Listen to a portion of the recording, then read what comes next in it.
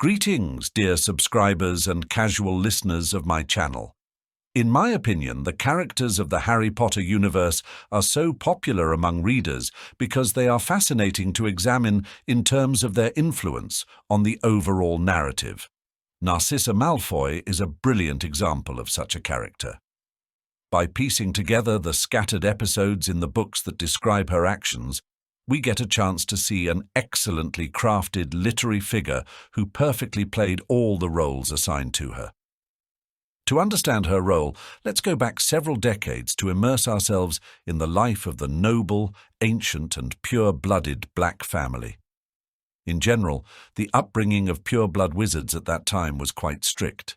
Any family member who dared to cast even the slightest shadow on the honor and dignity of the family, or questioned the family's ideology regarding the status of pure-blood wizards, was stripped of all privileges and support from the family. The Black family, where Narcissa was raised alongside her sisters Bellatrix and Andromeda, was no exception. The girls' parents rigorously and unyieldingly instilled in them the ideology that had been passed down through generations. Belonging to an ancient pure-blood family came with obligations, requiring them to meet all the expectations placed upon them, especially when it came to matters of blood purity. Any violation of these principles threatened the rebel with merciless consequences. All three Black sisters were destined by status to marry pure-blood wizards of noble lineage, to continue the tradition of upholding the principles of the Black family's pure-blood status. And here, their life paths begin to diverge in completely opposite directions. Andromeda marries the Muggle-born Ted Tonks and loses all her rights and family ties. Bellatrix ties her fate to Rodolphus Lestrange, a marriage likely based not on love, but on status and Lestrange's close connection to Voldemort, which, for the loyal to the Dark Lord Bella, was more important than the warmth of a family home and a strong bond with her husband. From an outside perspective, neither Andromeda nor Bellatrix represented the ideal path of a Black family member. Andromeda became a blood traitor, and though Bellatrix aligned with the pure-blood ideology, her ruthless and unprincipled pursuit of her goals made her synonymous with murder, torture, and Azkaban, which also did little to honor the ancient Black family. Now let's look at Narcissa's path and her behavior throughout her life. Many of Narcissa's actions remind us that making the right choice doesn't always mean suffering and sacrifice, and that achieving a good and successful outcome sometimes requires effort. Yes, we can assume that at first she chose Lucius based purely on his societal status and lineage as a member of an ancient pure-blood family. But we also see that despite Lucius becoming increasingly involved with the Death Eaters, she continues to support him and stand by his side, sharing his journey. We can speculate that, over time, as she got to know Lucius better, she eventually grew to love him. By the way, have you noticed that Narcissa never openly supported Voldemort and never became a Death Eater? Yet she had the privilege of being part of the Dark Lord's inner circle, which could only be accessed through the Dark Mark. Narcissa occupies an ideal position. She is not bound by the Dark Mark to a lifetime of service to the Dark Lord. Yet she is aware of everything that happens at Death Eater meetings and even has access to Voldemort's inner knowledge. Some might suggest that she was present at these meetings merely as the Lady of the Manor, but honestly, I have a feeling Voldemort wasn't particularly concerned with etiquette at that point. Most likely, Voldemort didn't need deep loyalty from Narcissa. His goal was Lucius's allegiance, knowing that any hint of betrayal from him would cost Narcissa her life. Narcissa understands this herself, which is why she decides to take a cautious, wait-and-see approach, refraining from speaking out against any of the tasks Voldemort assigns to Lucius. Her strategy also involves not interfering or participating in active operations, and the reason for this tactic is clear. She must do everything in her power to avoid Azkaban. Narcissa knows how capricious and unpredictable fate can be, especially since not so long ago the idea of Lucius being in Azkaban seemed utterly impossible given his connections in the ministry, his social standing, and his influence in political circles. But the pendulum of history swung, and her husband soon found himself in the magical prison. Narcissa is too devoted to her family and loves Draco too much to risk even the slightest misstep. For her, Draco is everything. His safety is her top priority, and this is the only reason she decides to take a risk and go to Severus, knowing that he still remembers how it was Lucius Malfoy, her husband, who always supported him during their time at Hogwarts and was, in fact, the first to greet Severus at the Slytherin table after the sorting. So Narcissa and Bellatrix go to Severus, and interestingly, we have more questions about Bellatrix here than Severus. Why does the Dark Lord's most loyal follower break his direct order and go against his will? The answer might seem rather simple, but it only proves that Bellatrix was able to retain some of her core personal values and beliefs despite her fanatic loyalty to the Dark Lord. We see that she is still capable of making decisions in favor of her own interests and those of her family, which she is trying to protect at this moment. Perhaps she even attempts to justify her actions to herself, and by sealing the unbreakable vow, she convinces herself that she is doing it solely to ensure the death of her master's greatest enemy, thus calming her conscience by thinking she is acting in Voldemort's best interests. Some time passes, and the very opportunity Narcissa has been waiting for presents itself, a chance to shift the balance of power and change the course of history. This moment comes in the Forbidden Forest when Voldemort attempts to kill Harry Potter with the Avada Kedavra curse. When Narcissa approached to check if Harry was still alive, she crossed a line from which there was no turning back. If she had not played her role perfectly at that moment, we would have witnessed a very different outcome. Narcissa lies to Voldemort and betrays him in favor of the truth she heard from Harry when she asked him about her son. Throughout the war, Narcissa was a shrewd strategist. She carefully weighed all her decisions and actions, even when carrying them out was a great personal challenge. Was she afraid of lying to Voldemort? Of course she was. Was she afraid to seek help from Snape? Absolutely. But Narcissa always knew why she was doing these things. She took all these actions because she knew she had to, no matter the cost. Over the course of the story, Narcissa repeatedly showed us that a mother's love remains a mother's love, no matter which side you are fighting on. At one point, Narcissa made the decision to enter a dangerous battle, and it seems she won that battle. But what prompted Severus Snape to agree to the unbreakable vow that Narcissa asked him to make at the beginning of the 6th book? Let's try to find the answer to that question. At the beginning of the 6th part of the Harry Potter saga, Voldemort gave Draco Malfoy an impossible task: to kill Albus Dumbledore. This order became a true nightmare for the Malfoy family. Narcissa, left without her husband Lucius, who had been imprisoned in Azkaban after a failed mission in the Department of Mysteries, decided to seek help from her husband's old friend, Severus Snape. The situation the Malfoys found themselves in was extremely dangerous, and Narcissa knew she needed a reliable ally. The scene at Spinner's End, where Narcissa discusses her request with Snape, is one of the most memorable moments in his story.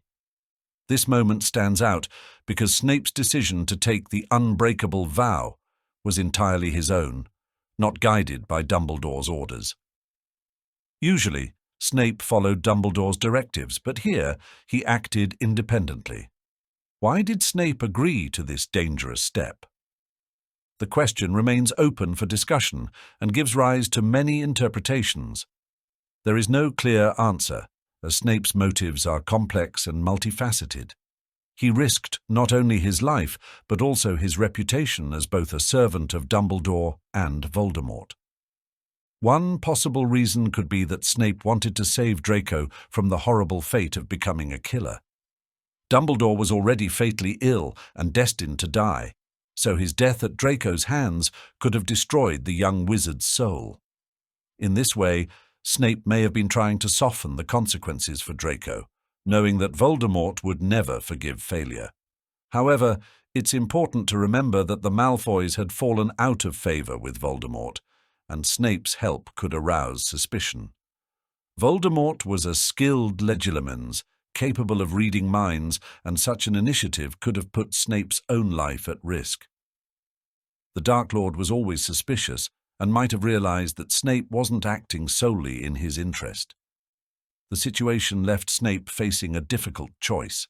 He had to balance his loyalty to Voldemort with his desire to protect an innocent life. Another possible rationale is that Snape knew a frightened teenager like Draco could cause significant harm if he tried to kill Dumbledore on his own. Draco's inexperience and fear could lead to unpredictable consequences, including accidental casualties among the innocent. However, to be fair, accidental deaths at Hogwarts were not uncommon throughout its history, and this hadn't stopped anyone before.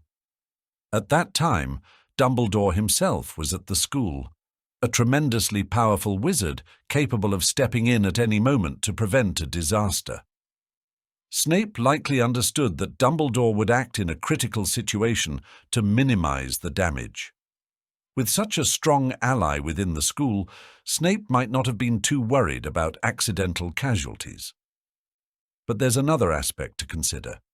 Snape was still a Death Eater, despite working in Dumbledore's interests. As a loyal servant of Voldemort, he wasn't supposed to care about victims or consequences. For a Death Eater, death and chaos were part of the mission, and expecting them to sympathize with innocent victims would be naive. Additionally, during the conversation with Narcissa, Snape was under the watchful eye not only of her, but also of her sister, Bellatrix Lestrange.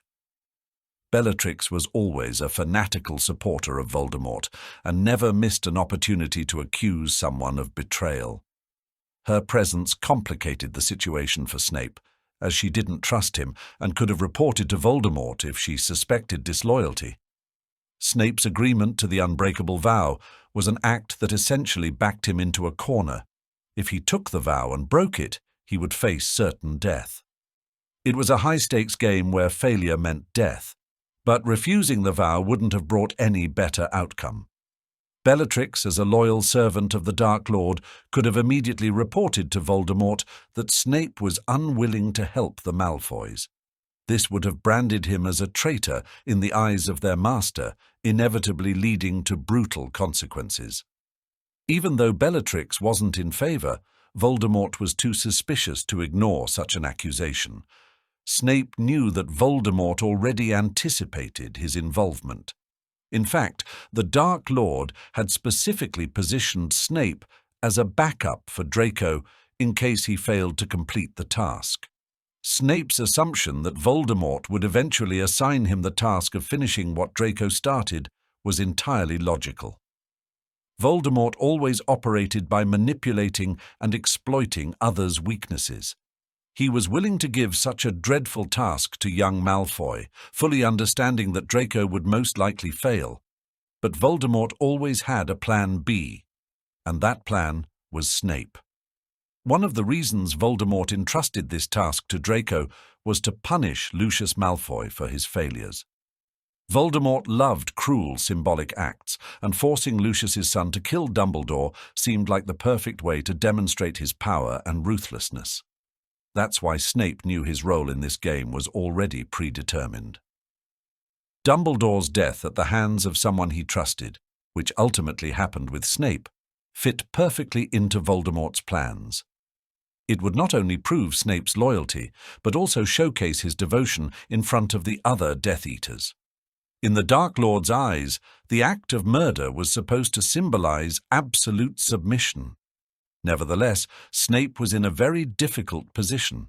He was caught between a rock and a hard place, as neither option presented to him promised a favorable outcome. Taking the unbreakable vow was a commitment from which there was no escape.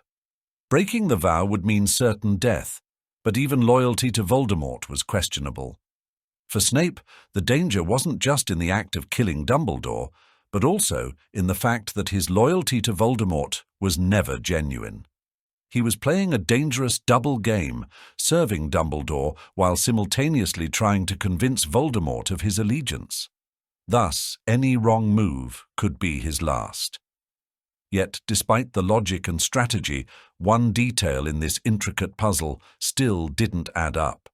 It was unclear what would ultimately push Snape to make such a decision, apart from the existing factors: his relationship with Lucius Malfoy and his long-standing friendship with the Malfoy family. Upon rereading the second chapter of The Half-Blood Prince, one can't help but associate this situation with another tragic moment, with a mother who also tried to save her child from Voldemort. When Narcissa pleaded with Snape for help, saying, "My son, my only son," it echoed another mother, Lily Potter. These words must have inevitably reminded Snape of Lily, his one true love. Lily had also tried to save her son Harry from Voldemort, and while the circumstances were different, the essence was the same. The differences between Lily Potter's situation and Narcissa Malfoy's are evident, but they concern only the details. One such detail is that Narcissa sought help, whereas Lily Potter did not. Lily was willing to sacrifice herself to save her son, but she didn't seek allies or ask others for help. Narcissa, on the other hand, despite her proud, pure-blood heritage and loyalty to those ideals, found the strength to ask Snape to protect her son. The age of the children also plays a role. Draco Malfoy was 16 years old enough to understand the situation and feel the fear of his mission. Harry, on the other hand, was only 1 year old and could neither comprehend nor resist the threat looming over him. Yet, despite the differences in age and circumstances, both mothers aimed for the same goal: to save their children's lives. The circumstances under which Narcissa approached Snape also differed significantly from those surrounding Lily Potter. Narcissa's son had been given an impossible task, and he was doomed to fail. The mission that Voldemort assigned to Draco was a deadly trap, leaving no room for success. On the other hand, Harry Potter faced death not because of a task, but because of a prophecy that Voldemort was determined to fulfill at any cost. Despite all these differences, the core remains the same: a mother's love and the desire to protect her child. In that moment, when Narcissa was asking Snape for help, he likely remembered Lily Evans, his first and only love. He recalled how she, too, fought for her child's life, begging for mercy from Voldemort. These memories may have played a decisive role in his decision to help Narcissa and Draco. Snape didn't want to witness a repeat of the tragedy that happened with Lily. He had already lost her and wasn't able to save her back then, despite all his efforts. Now, when Narcissa came to him, he saw a chance to do what he couldn't for Lily: save a mother and her child. This was a moment of redemption for Snape. He knew it was his chance to atone for his past mistake and prevent another tragedy. Long ago, Snape had gone to Dumbledore, pleading to save Lily. He wanted, in some way, to correct his choice and protect her, but he couldn't stop her death. Now, with Narcissa approaching him, he saw a chance to avoid reliving that nightmare. For him, it was an opportunity not only to save Draco, but also to atone for everything that had happened years ago. Another factor that might have influenced Snape's decision was Draco's path. Just as Snape once chose the dark path by becoming a Death Eater, Draco now found himself on the same path, perhaps unwillingly. Snape remembered his younger self well and knew where his choice of sides had led. For Snape, Narcissa wasn't just the wife of a fellow Death Eater, and Draco wasn't merely the son of the Malfoys. In that moment, in the house at Spinner's End, he saw a desperate mother, much like Lily once was, trying to save her child. For Snape, Both boys, Harry Potter and Draco Malfoy, were, in essence, children caught in the cruel circumstances under Voldemort's shadow. And he didn't want another life to be ruined by the Dark Lord's ruthless ambitions. Human actions are often driven by deep motives and personal experiences, and Severus Snape is a perfect example of this. Throughout the story, it's clear how his past and old wounds influence his actions in the present. His decisions were dictated not just by logic or strategy, but by emotions tied to his memories of Lily Potter. For example, his relationship with Harry was always complicated. Despite his hatred for Harry's father, James, Snape could never fully ignore the fact that Harry was Lily's son. This same dynamic is evident in his interactions and responses to other characters. When Snape rebukes Phineas Nigellus for using the term mudblood, it's not just a display of respect for Lily, it's a reminder of that fateful day when, in a moment of anger, he called her that, marking the end of their friendship, and perhaps setting the foundation for all his later regrets. That word, spoken in the heat of emotion, became a symbol of his past choice that led to irrevocable consequences. This episode shows that Snape's inner conflict is a constant struggle between his past mistakes and his attempts to atone for them. His actions after Lily's death demonstrate how he sought to protect her memory while also shielding himself from his own guilt. What's important is that, whether protecting Harry or helping Draco, Snape didn't make a distinction between the woman he loved and the wife of a Death Eater friend. For him, they were simply children caught in Voldemort's brutal path, with mothers willing to do anything to save them. Snape couldn't change his past. He couldn't bring Lily back or undo his mistakes from that time. But he could help those still alive.